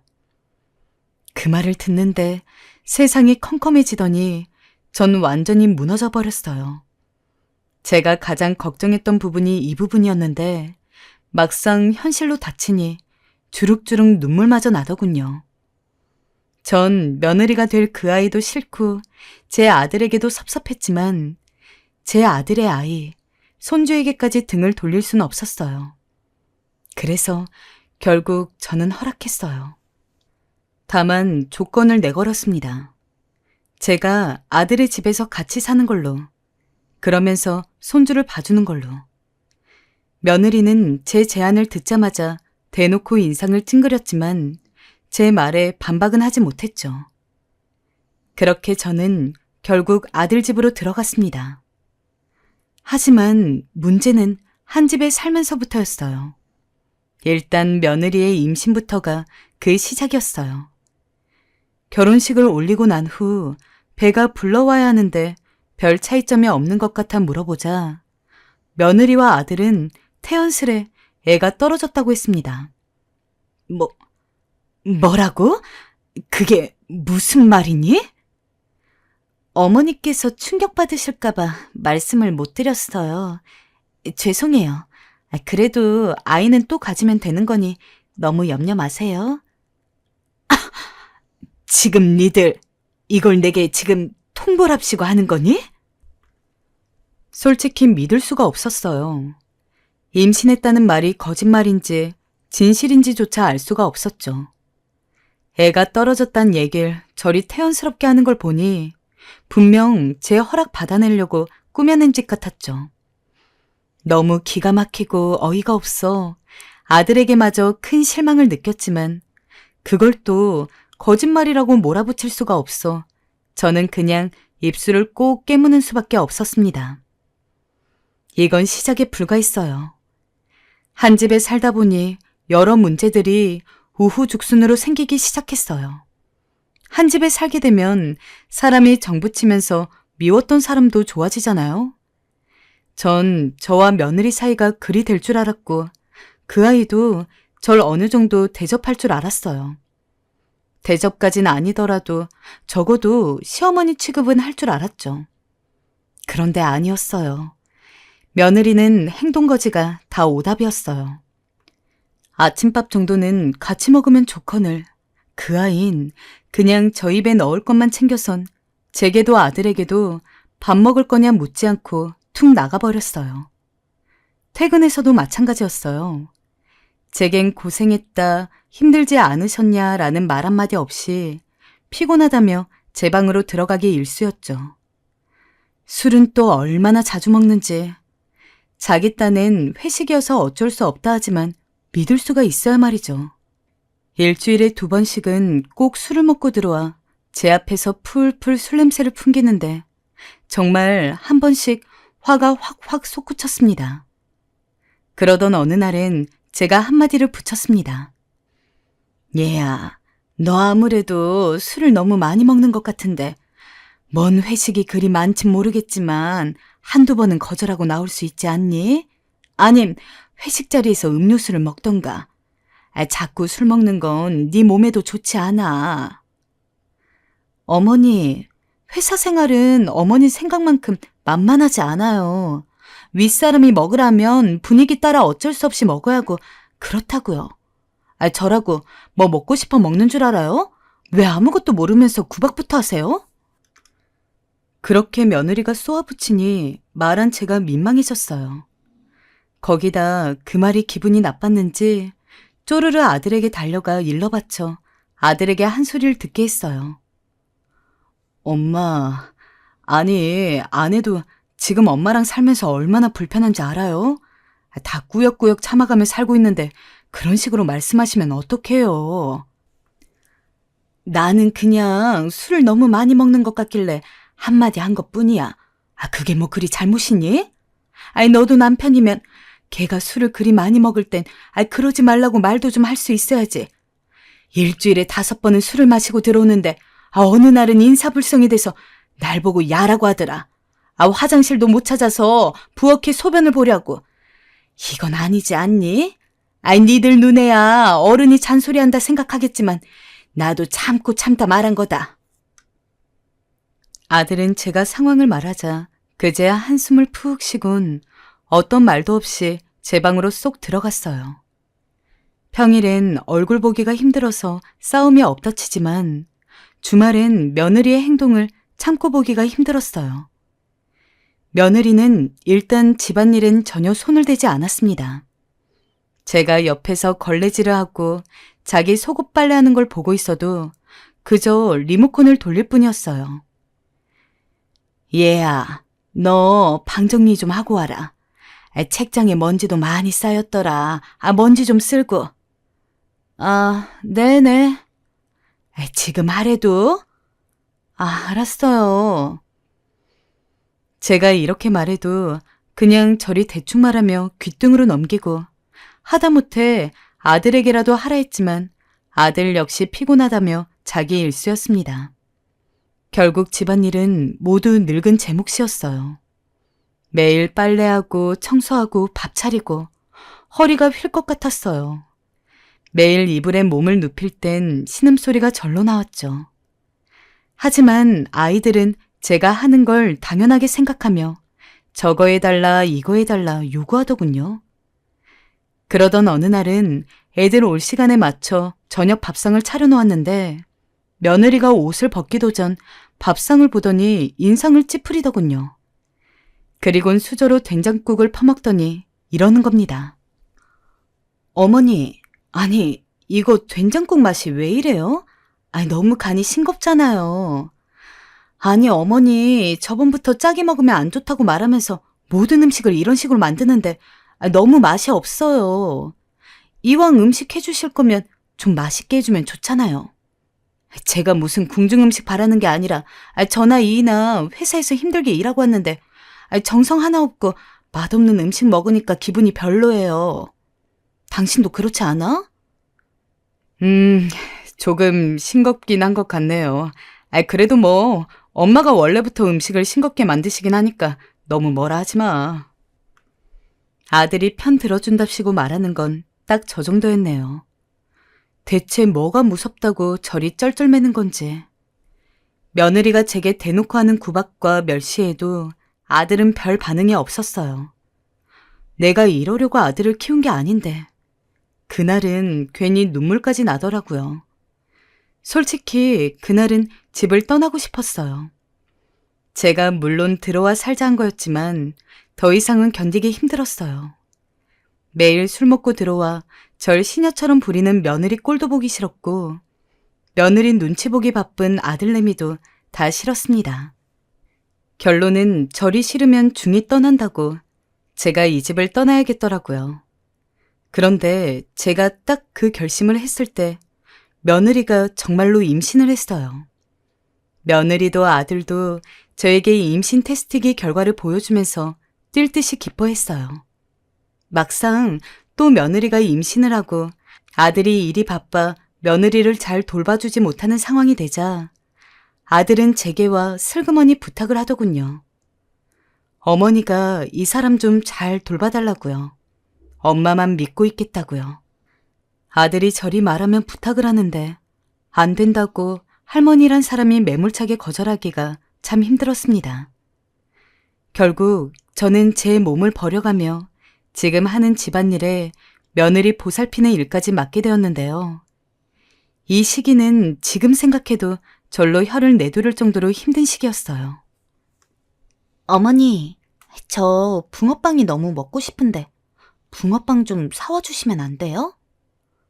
붕어빵? 우리 동네엔 그거 파는 집 없잖니. 집에 귤 있으니 그거라도 먹으렴. 어머니, 지금 제가 먹고 싶다 하는데 그것도 못 해주시는 거예요? 윤재 씨 바빠서 시킬 수도 없단 말이에요. 얼른 사와 주세요. 아휴, 이 한겨울에 어딜 가서 붕어빵을 구해오라는 거야. 제발 적당히 때 좀 써라. 저번에 네가 좋아하는 빵 사다 달라 해서 내가 아픈 허리를 잡고 옆 동네까지 30분 걸었다 온 거 잊었니? 그땐 그때이고요.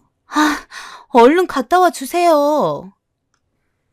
며느리는 임신을 하자 이젠 정말 저를 거의 종부리듯 부렸습니다.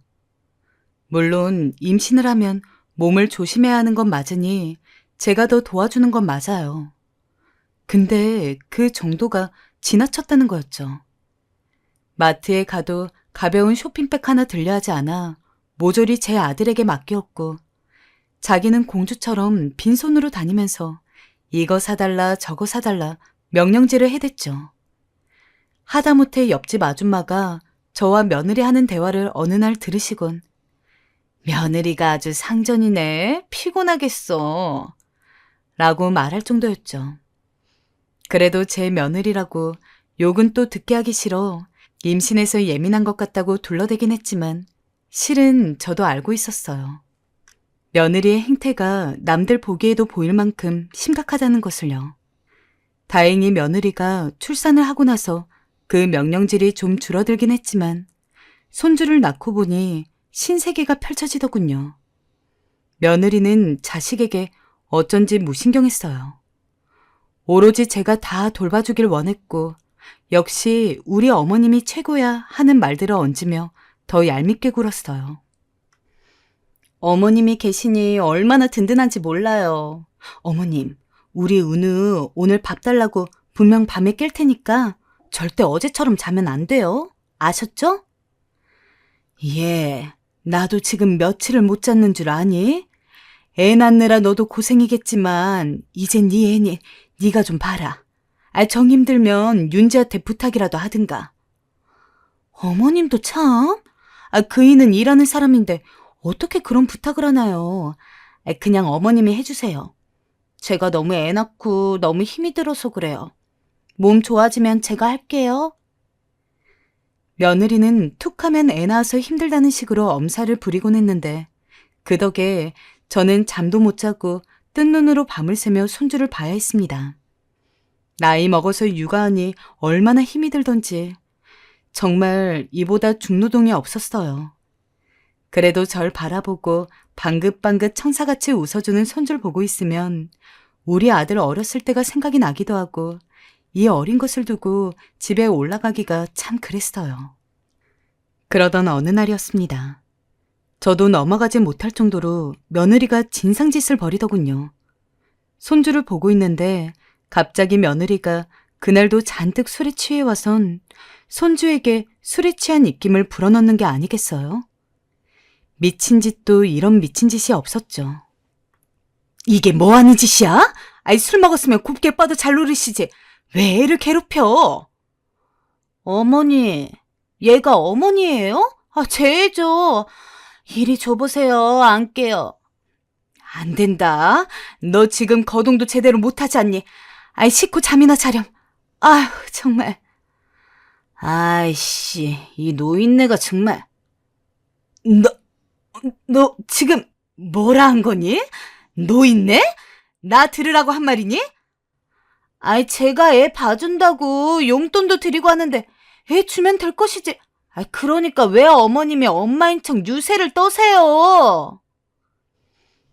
너무 충격을 받아 그 자리에서 얼어붙어 버렸고 손주가 우는 것도 모르고 가만히 있다가 전 그 길로 짐을 싸 집으로 내려갔습니다. 어쩌면 진즉에 이렇게 할 일이었죠. 바보처럼 고속버스 안에서 눈물이 주룩주룩 흐르는데 고분고분 며느리에게 당하고만 있던 지난 세월이 너무 더 한스러워지더군요. 자식이 뭐라고, 왜 며느리 하는 짓들을 다 참아가며 살았는지 후회스러웠습니다. 어머님, 죄송해요. 제가 잘못했어요. 말이 너무 심했어요. 어머님, 은우가 어머님만 찾아요. 엄마, 그대로 그냥 가버리시면 어떡해요. 이 사람이 많이 반성하고 있으니 돌아와 주세요. 네? 제가 부탁드릴게요.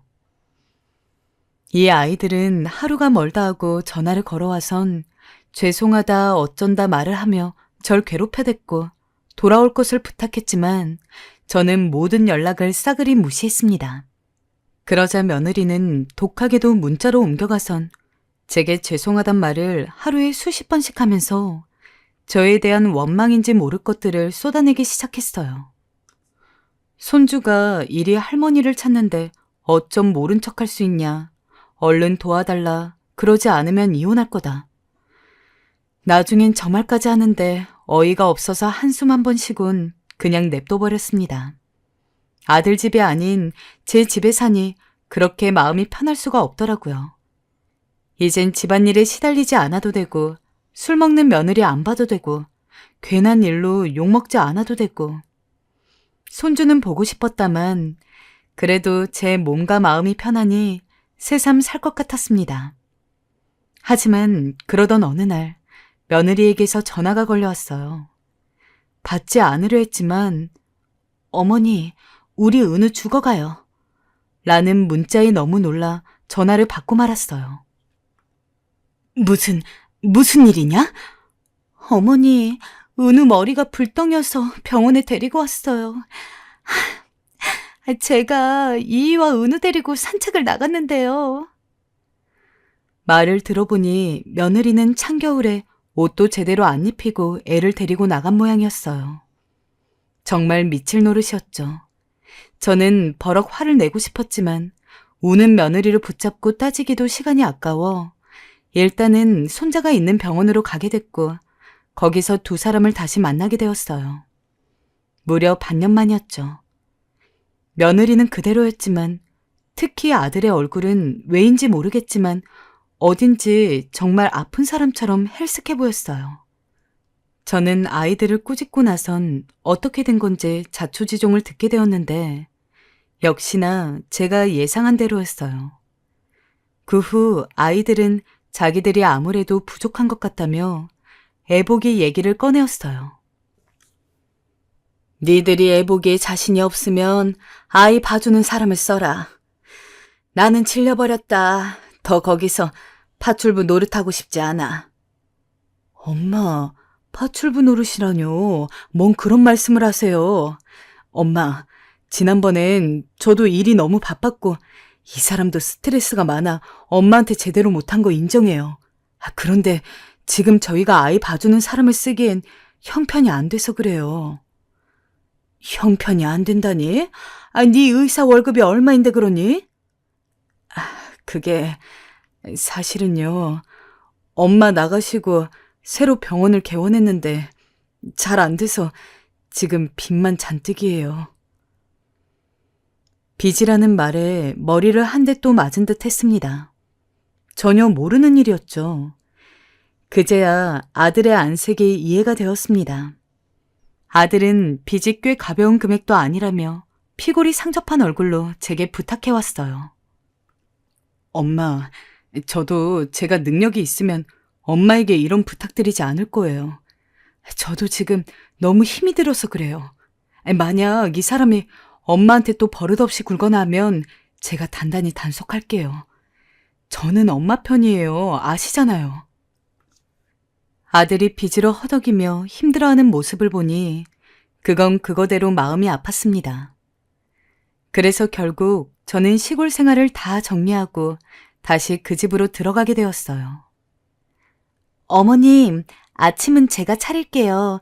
은우만 봐주세요. 엄마, 오늘도 고생해 주셔서 감사해요. 저 일 나갈게요. 그래도 양심은 있었는지 제가 또 도망갈까봐 무서웠는지 두 아이들은 전과 다른 태도로 저를 대했어요. 집안일에 손끝도 대지 않던 며느리가 음식을 만들고 장도 보는 그런 기막힌 광경도 보게 되더군요. 얼마나 갈진 모르겠지만 아이들이 그리 대해주니 저도 몸은 편했습니다. 적어도 파스 붙이고 자진 않아도 되었으니까요. 그러던 어느 날 너무도 충격적인 일이 터졌어요. 며느리의 방에 들어가 옷감을 가져왔는데 그의 속옷에서 남자 향수 같은 이상한 냄새가 느껴지는 겁니다. 순간 등골이 오싹해졌습니다. 손주가 밖에서 저를 불러보채는데도 전 눈앞이 새하얘져 냄새를 몇 번이고 맡아봤습니다. 분명히 남자 향수 냄새였죠. 우리 아들 건 아니었고요. 이럴 줄 알았어. 출근이랍시고 붉은 립스틱에 늘 달라붙는 원피스, 뾰족구들을 신고 다닐 때부터 알아봤어야 하는 건데. 하지만 섣불리 불러놓고 이야기하고 싶진 않아서 며느리가 회사에 돌아올 때를 유심히 살펴보았습니다. 그러던 어느 날 제게 드디어 기회가 온 거예요. 며느리가 씻고 있을 때 우연히 상을 치우다 핸드폰을 보았는데 과장님이라는 사람에게 전화가 온 것이었어요. 아니, 일이 끝난 밤에 전화를 건다니 이상하잖아요. 전 바로 그 과장이란 사람과 뭔 대화를 주고받았는지 알아보려고 핸드폰을 몰래 제 방으로 가져왔어요. 그런데 대화창을 보려 하자 패턴인지 뭔지가 걸려져 있어서 대화창이 뜨지가 않더라고요. 답답했죠. 어찌해야 하나. 그러다 좋은 생각이 났어요. 일단 전 며느리가 다 씻을 때까지 기다렸어요. 그리고 전화기가 없어진 척 집안을 찾다가 며느리에게 제 전화기를 찾아야 하니 핸드폰 좀 빌려달라 했어요. 그러자 며느리는 알겠다며 제게 패턴을 풀어 그것을 주었죠. 전 전화기를 찾는 척하며 며느리의 핸드폰을 들고 조용히 화장실로 들어갔어요. 그리고 변기에 앉아 그들이 나눈 대화 내용을 보기 시작했는데 손이 덜덜 떨렸습니다. 오늘 너무 수고 많았어. 고생이 많네. 내일 일 끝나고 내가 술 한잔 살게요. 정말요? 근데 내일은 제가 아이를 봐야 해서. 어머님께 말해봐. 나 업무 얘기로 할 말 있어서 그래요. 알다시피 요즘 우리 팀 분위기가 그렇잖아. 알겠어요. 그럼 어머님께 말해볼게요. 잘 들어갔지? 네, 오빠도 잘 들어가셨죠? 오늘 잘 얻어먹었어. 사랑해. 축하해, 승진. 한번 쏴. 네, 오빠. 사랑합니다. 진짜요. 두 사람의 대화가 깨름칙했어요. 일하는 사람끼리 사랑이라는 단어를 쓰는 것도 이상했지만 과장이란 단어에서 오빠라고 호칭이 바꿨다니 말이 되나요? 심지어 과장이란 사람 사진을 확대해보니 세상에 아이도 있는 유부남이더군요. 저는 가슴을 가라앉히려 애쓰다 퇴근한 며느리를 방 안으로 불렀어요. 무슨 일이세요? 너 솔직히 말해라. 뭘요? 너 혹시 남자 있니? 네? 과장이란 사람 말이다. 아이까지 있는 그 남자. 처음에 며느리는 눈에 띄게 당황해했습니다. 그러다 그 아이는 기가 찬 얼굴로 헛웃음을 내뱉었습니다. 핸드폰 봤다. 사실대로 말해라. 제 핸드폰을 봤다고요? 어머님, 제정신이세요? 어떻게 그런 사생활을 침해하는 짓을 아무렇게나 하세요? 정말 어이가 없네. 웃기게도 그 아이는 얼굴을 붉히고 눈까지 부라리며 제게 성을 냈습니다. 그때 마침 퇴근하고 집으로 온 아들이 무슨 일이냐며 방으로 들어왔습니다. 그러자 방금 전까지 제게 눈을 부라리던 그 아이는 오빠라고 말하며 아들 품에 안기더군요. 그리고 그 곱상한 얼굴로 눈물을 뚝뚝 떨구며 제 말을 그대로 전했습니다. 아들은 놀란 얼굴이 되어서 정말이냐고 묻더군요. 제가 그렇다고 하자 소리나게 한숨을 쉬었습니다. 엄마, 이러지 좀 말아주세요. 아이, 나이 먹더니 왜 이렇게 꼬장꼬장해지신 거예요? 괜한 일로 의심하고 이간질이나 하고 말이에요. 아들이 그렇게 제게 소리를 지른 건 살다 처음 있는 일이었어요. 자기도 중간에서 지친다고 어머니께서 말도 안 되는 의심을 하시니 그 사람도 힘들 수밖에 없다고 어떻게 아내가 어머니를 좋아할 수 있겠냐며 그 아이 편을 들었습니다. 어미에겐 늘 살갑기만 했던 아이가 목소리를 높이니 전 너무 당황스러워 어버버거리다 그만 눈물이 한가득 고여 집 밖으로 뛰쳐나갔어요. 아마 제가 그때 며느리 핸드폰을 미리 뺏어두거나 카메라로 찍어두기라도 했으면 이런 일은 없었겠죠. 허나 아들이 철석같이 며느리를 믿고 나오니 저도 할 말을 잃었습니다. 그 후부터였을 겁니다. 우린 서로 눈을 마주치지 않았어요. 특히나 며느리는 절 투명인간 취급을 했죠. 아니, 저는 그렇다 쳐도 어떻게 어린 며느리가 시부모에게 그럴 수 있는 건지 저는 도통 이해할 수가 없었어요. 제가 시집살이를 할 때만 해도 저런 행동은 할 수가 없었어요. 시부모님이 그저 무릎을 꿇으라면 꿇고 네 하라면 네, 아니라고 하면 아니요. 그저 어머님 말씀에 순종하고 또 순종했어요. 그런데 이 아이는 툭 하면 제게 말대꾸하고 이젠 저를 본체만 체하며 대놓고 무시했습니다. 늙음하게 이런 대접을 받아야 하니 정말 자다가도 속이 뒤집히고 제 처지가 한탄스러워 놀이터에 가서 혼자 눈물을 흘린 날이 숱했죠. 급기야 우울증이 온 건지 재미있는 TV를 보다가도 괜히 눈물이 나더군요. 그때 제가 그나마 붙잡을 수 있는 건 하나님밖에 없었습니다. 저는 성당에 나갈 때마다 기도했습니다. 하나님께서 제발 애써달라고. 그럼 이춘숙이 뭐든 다 하겠다고. 저의 기도는 더욱 간절했지만 하늘도 무심하시지 제 기도는 들어주지 않으시더군요. 하지만 전 시간이 지나면서 흥분을 가라앉혔어요. 그리고 열심히 머리를 굴리다 드라마에서 본 방법이 생각났어요. 바로 미행이었죠. 이런 짓 나쁜 시어미들이 막장 드라마에서나 하는 짓인 건 알았지만 미행을 해서 증거 사진을 찍는 게 제일 확실했습니다. 전 결연한 마음으로 그 전날 잠에 들었어요. 그리고 다음날 아침 아들에게 동창회가 있으니 손주를 봐달라 말하고 며느리 회사 근처로 갔죠. 하루 종일 서 있으려니 허리가 아프고 배도 고플 것 같아 전 중간에 회사 근처 커피숍에 가서 빵 같은 거와 무슨 사약 같은 커피 한 잔으로 배를 채우고 저녁이 될 때까지 기다렸죠. 그리고 며느리가 나올 때쯤 되자 갑자기 며느리에게서 전화가 오는 거예요. 저도 모르게 너무 놀라 커피를 엎지를 뻔했죠. 며느리는 제게 오늘 늦을 것 같다며 먼저 주무시라 하더군요. 당황스러웠지만 저도 식은땀을 닦으며 태연하게 나도 동창회에 나와 있으니 걱정 말고 놀다 오라 말했어요. 그로부터 10분 후 드디어 며느리의 모습이 보였어요.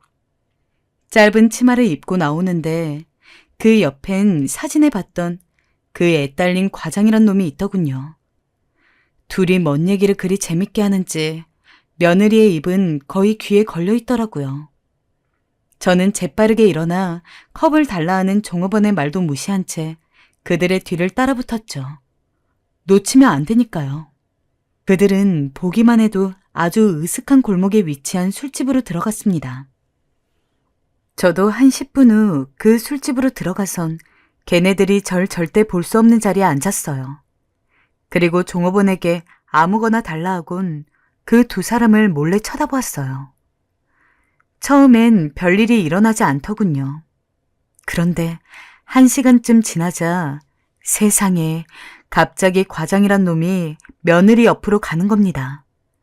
그리고 손을 어깨에 두르며 다정하게 며느리의 손을 매만졌어요. 이럴 줄 알았지만 막상 보니 가슴이 콱 막히는 게 우리 순진한 아들 얼굴이 눈에 밟히더군요. 엄마 하며 저를 불렀던 어린 아들의 얼굴이 정말 가슴이 무너졌지만 어떻게든 사진을 찍어두었어요. 그때 며느리가 자리에서 일어나 술집 밖으로 나갔고 저는 이성을 잃은 눈으로 테이블 위에 놓인 맥주를 엎지른 것도 모른 채 그 뒤를 따라갔어요. 며느리는 뒤에서 제 씩씩거리는 소리를 듣곤 무슨 일인가 싶어 뒤를 돌아보다 저와 눈이 마주쳤죠. 꼬리가 밟혀 놀란 건지 그 아이의 얼굴엔 당황한 기색이 역력했어요. 그 모습을 보자 더 속이 뒤집혀 저는 다짜고짜 며느리의 뺨을 아주 제대로 후려쳤어요.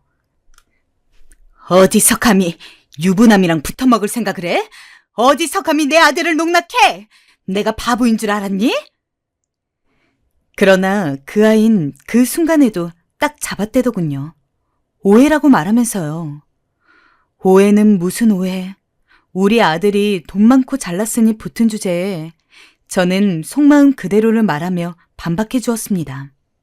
그때 때마침 아들이 나타났습니다. 며느리를 데리러 왔다고 말하면서요. 그러다 울고 있는 며느리와 절 번갈아 보더니 무슨 일이냐 물었죠. 전 아들에게 상처 주고 싶진 않았지만 하는 수 없이 이 아이가 행한 사악한 짓들을 모조리 다 말해주었고 아까 찍어둔 사진도 보여주었어요. 아들의 안색이 하얗게 질렸어요. 엄마 말 정말이야? 아니야, 여보. 내가 말했잖아. 저 사람이 일방적으로 나한테 들러붙는 거라고. 내가 그래서 회사 나와야 한다고 그랬잖아. 자기, 내 말 못 믿는 거야? 어머님 말을 믿는 거야? 며느리가 상황을 빠져나가는 솜씨는 정말이지 대단했어요. 어쩔 수 없이 과장을 받아준 거라며 방금도 그게 싫어 아들에게 연락한 거라 말했어요. 아들은 곰곰이 생각하는 듯 하더니 그 이후 며느리가 하는 모든 변명을 다 믿어버리더군요. 앞에서 지켜봤지만 참 황당했습니다. 아들은 절 정말 한심하고 모자란 아낙네 보듯 보더니 더 이상 어머니와 대화하고 싶지 않다고 말하곤 울고 있는 며느리를 감싸며 사라졌어요. 제 어미는 여기 내버려 두고요. 정말 서러웠지만 전 집으로 돌아갔어요. 그리고 일부러 이부자리를 피고 잠에 들은 척 불을 껐습니다. 그래야 마음이 가라앉을 것 같았거든요. 그런데 비밀번호 소리가 들리더니 누군가 풀썩 바닥으로 주저앉은 소리가 들렸어요. 며느리가 술에 잔뜩 취해 들어온 거였어요. 며느리는 술에 취해 뭐라 중얼거리더니 동네 시끄럽게 언성을 높이기 시작했습니다. 나 정말 싫어. 오빠, 도저히 못 참겠어. 미영아, 오빠가 잘 얘기해 볼게. 어머니 내쫓아. 아니면 내가 나가. 이혼 도장 찢는다고. 애는 어떻게 하게? 어떻게든 오빠가 돈 벌어서 먹여 살려. 내가 애 돌볼 테니 내 핸드폰 들춰보는 시어머니랑은 못 사니까.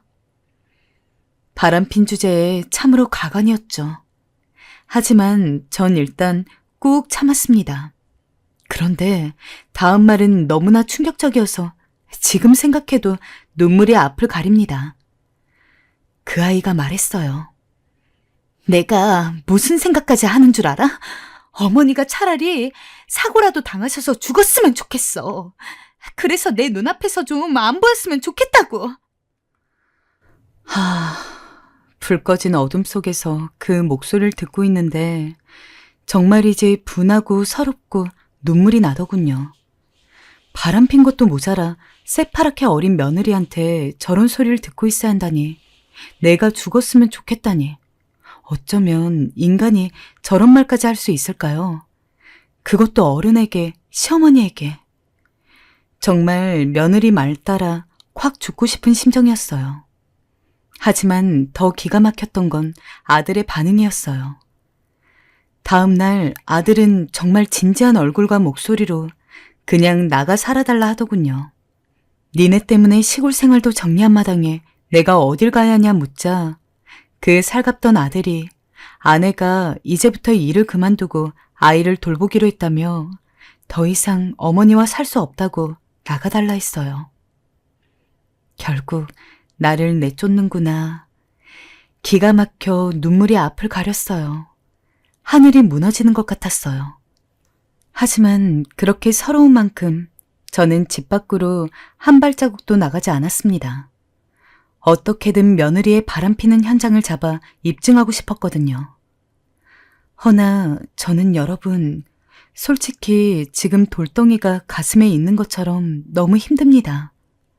모든 게 그 아이 때문이라 생각하고 싶지만 죽어도 제 말을 믿지 않는 아들을 보니 이미 아들도 제 품 안의 자식이 아닌 것 같습니다. 우리 아들이 어쩌다 이렇게 되어버린 걸까요?